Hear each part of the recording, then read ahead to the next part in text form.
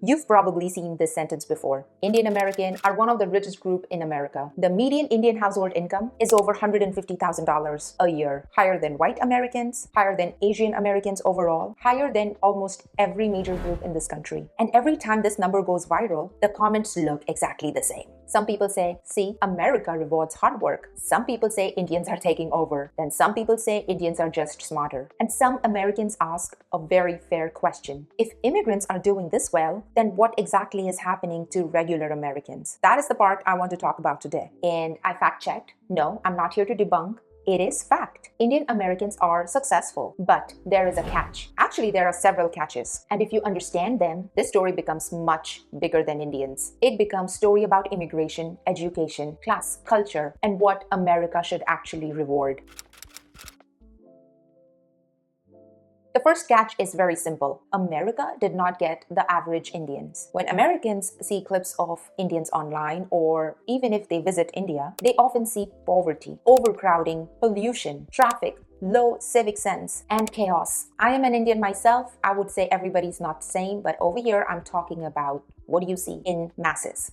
Then they look at Indian Americans in America and see doctors, engineers, tech workers, CEOs, Sundar Pichai, business owners, high-income families. And then they think, how is this the same group of people? But that is exactly the point. It is not the same sample. America did not randomly open the door and receive an average slice of India. America largely received a filtered group. People who are already educated, people who are born with a good backup, people who could qualify for student visa, people who could get hired in specialty jobs, people who had family support. That includes financial support, education support, class support. More on that some other time, but let's stick to this topic. People who could survive a very competitive system before ever stepping foot in America. And that matters because honestly speaking, in India, education is not casual. Every level of education, even the basic schooling, cost money. And I'm going to emphasize on private schooling because there's not too much opportunity in general if you studying from government school in India. So most of these doctors, engineers you are seeing, they received education from private school, guaranteed. And those cost money. The higher you go, the most expensive it gets and more competitive it becomes. You do not just get graduated to third grade just because you are 8 years old. You have to pass the exam in order to be graduated. And if you fail, you are held back and your parents are paying school fees for that entire year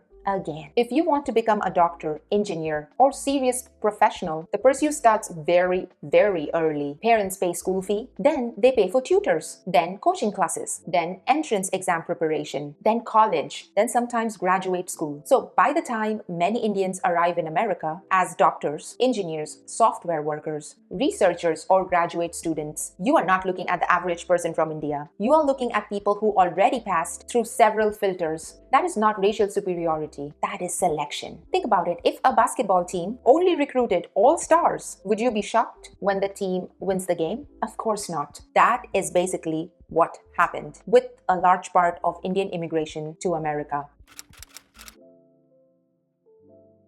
Now let's talk about the famous number, over $150,000 a year. That number is real, but people often misunderstand what it means. It is household income, not always one person's salary. A lot of people here, Indian households earn $150,000 a year, and imagine one Indian guy casually making that by himself. That is not always what is happening. In many Indian household family, at least in America, both husband and wife work. Most of the time, adult children, culturally speaking, live in the same house longer. Sometimes older parents, like grandparents and stuff, help with childcare. Sometimes multiple generations share resources. Sometimes household is simply structured differently than the mainstream American household. So let's do the math. Two people earning, let's say, $80,000 each can become $150,000 household. That doesn't mean every individual Indian in America is rich. It means the household math is different. And this is where social media becomes dishonest. People take household income statistic and turn it into personality trait. They act like every Indian immigrant is walking around as a millionaire.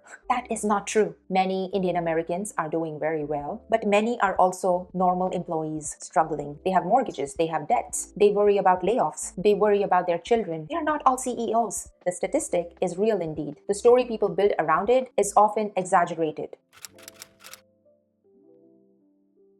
Now, Here's where I have to be honest. Culture matters. In many Indian households, education is treated like survival. It is not just do well in school. It is your education can change the future of this family. That creates pressure, but it also creates results. Indian parents often sacrifice everything for their children's education. Shoot, I am very much like that. I am homeschooling my kids and I am very particular about lesson time. And Indian parents save aggressively only for education for their children. They push professional careers. They encourage stable jobs. They value math, science, medicine, engineering, technology, and business. And many families think long term, not always emotionally healthy, but very effective. I'm not gonna lie, I'm very much that way too. And this is one reason Indian Americans are so visible in medicine, in engineering, tech, finance. It is definitely not accident. It is the result of decades of family pressure, immigration filters, and professional incentives, all working together. But here's a part Indians also need to admit. We also need to admit that same culture can become suffocating. It can make children afraid to fail. It can make people chase career they do not even want. It can make success look perfect from the outside while people are exhausted inside. Every strength has a shadow, and the shadow of Indian success is pressure.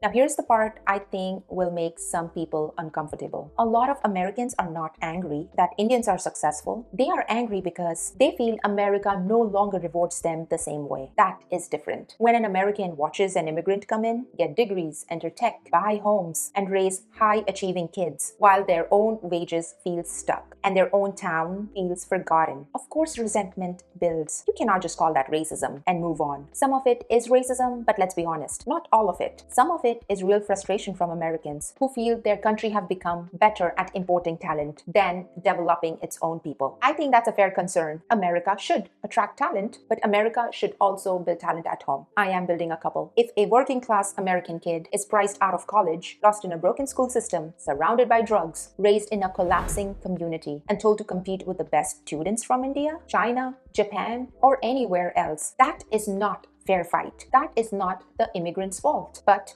it is America's problem, our problem. And this is where I take a stand. I do not believe Americans should be shamed of asking whether immigration benefits America. That is a legitimate question. A country has the right to ask who it brings in, why it brings them in, and whether its own citizens are being protected, trained, and prioritized. That is not hatred.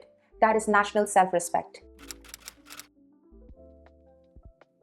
So, what is the real catch? The catch is not that Indians are secretly unsuccessful. They are successful. The catch is that success did not happen in a vacuum. It happened because of selection, immigration policy, education pressure, family structure, high-paying industries, and American opportunity. When America brings high-educated immigrants from a culture that already values hard work, education, and puts them inside world's strongest economy, of course many of them succeed. That is not magic. That is incentive. But Americans are also right to say success should not always be measured by income. Contributions matter too. Assimilation matters. Respect for the country matters. Gratitude matters. If you come to America, make money in America, raise your children in America, and benefit from American system, then yes, you owe America respect. Not fake patriotism, not blind loyalty, but honest respect. Because this country gave you something, and immigrants should be mature enough to admit it.